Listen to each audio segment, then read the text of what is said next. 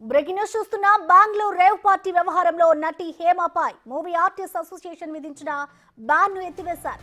తనకు టెస్టుల్లో నెగిటివ్ వచ్చిందని, తనపై బ్యాన్ ను ఎత్తివేయాలని హేమ మాను కోరింది.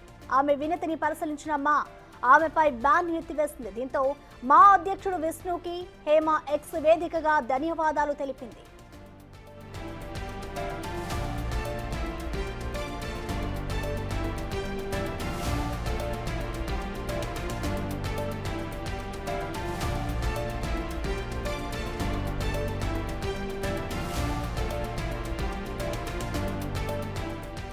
బెంగళూరు రేవ్ పార్టీ వ్యవహారంలో నటి హేమపై మూవీ ఆర్టిస్ట్ అసోసియేషన్ విధించిన బ్యాన్ ను ఎత్తివేశారు.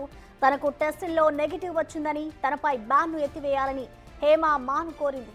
ఆమె వినతిని పరిశీలించిన ఆమెపై బ్యాన్ ను ఎత్తివేసింది. దీంతో మా అధ్యక్షుడు విష్ణుకి హేమ ఎక్స్ వేదికగా ధన్యవాదాలు తెలిపింది.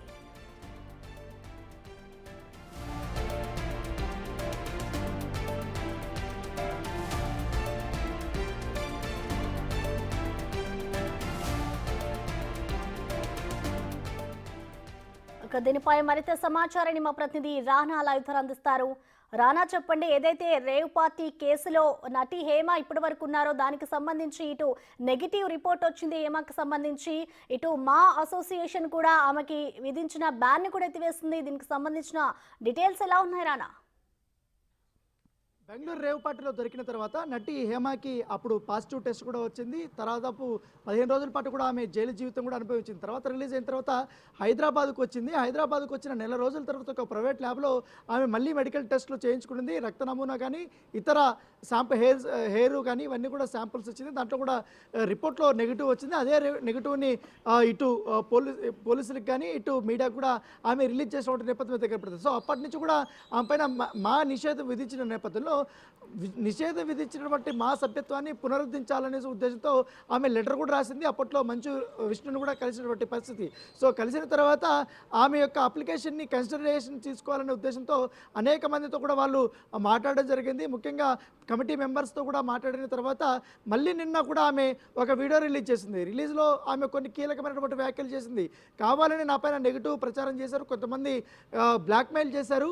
నాకు ఆల్రెడీ నెగిటివ్ వచ్చినా కూడా నేనేదో పెద్ద డ్రగ్స్ వ్యాపారం చేస్తున్నట్టు, డ్రగ్స్ డ్రైలీ తీసుకుంటున్నట్టుగా ఇట్లా చిత్రీకరిస్తున్నారంటూ కూడా ఆమె చెప్పడం జరిగింది. నేను కేవలం పార్టీలో పార్టీ కోసం మాత్రమే వెళ్ళా, కానీ అక్కడ ఎటువంటి అసాంఘిక కార్యక్రమాలను నేను పాలు పంచుకోవాలనేది కూడా ఆమె వివరణ ఇచ్చింది. దాంతోపాటు ముఖ్యమంత్రి రేవంత్ రెడ్డిని, అలాగే ఉప ముఖ్యమంత్రి అయినటువంటి ఆంధ్రప్రదేశ్ చెందినటువంటి పవన్ కళ్యాణ్ని తాను కలవాలనుకుంటున్న వారి అపాయింట్మెంట్ కావాలంటూ కూడా ఆమె అడిగినటువంటి నేపథ్యంలో సో నిన్న మరొకసారి మా అసోసియేషన్ సభ్యుల్ని తను పెట్టినటువంటి అప్లికేషన్ పైన ఆలోచించాలని కూడా చెప్పడం, తర్వాత వెంటనే దానిపైన వారు ఆలోచించి ఇవాళ ఒక నోట్ కూడా వాళ్ళు రిలీజ్ చేశారు.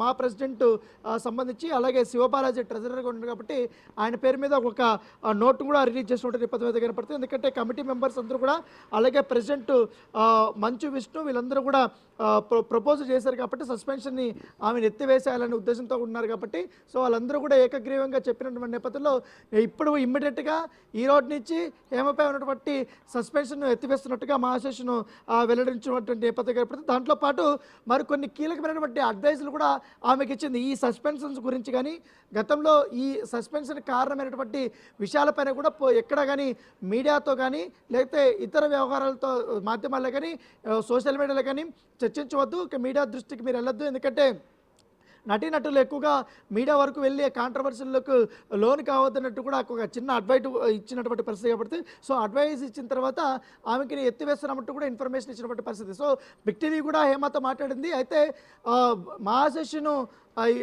ఒక ఇది ఇచ్చిన అడ్వైస్ ఇచ్చింది కాబట్టి దాన్ని నేను ఫాలో అవ్వాలి కాబట్టి అందుకే నేను బయటకు వచ్చి మాట్లాడలేకపోతున్నా. కాకపోతే ఇది మాత్రం నాకు మంచి సంతోషాన్ని ఇచ్చేటువంటి వార్త. ఎందుకంటే అట్లీస్ట్ నా తోటి నటీనటులు కానీ నా అసోసియేషన్ ఏదైతే ఉందో అది నన్ను అర్థం చేసుకునేది అనేసి కూడా ఆమె చెప్పినటువంటి పరిస్థితి కాబట్టి నెల రోజుల తర్వాత నేను పూర్తిగా పర్మిషన్ తీసుకున్న తర్వాత ఖచ్చితంగా బెంగళూరు రేవ్ పార్టీలో ఏం జరిగింది, అక్కడ సెక్స్ రాకెట్ కానీ అలాగే డ్రగ్స్ రాకెట్ కానీ పెద్ద ఎత్తున జరిగింది, వాటి వివరాలను కూడా నేను వెల్లడిస్తాననేసి కూడా ఆమె చెప్పినటువంటి పరిస్థితి.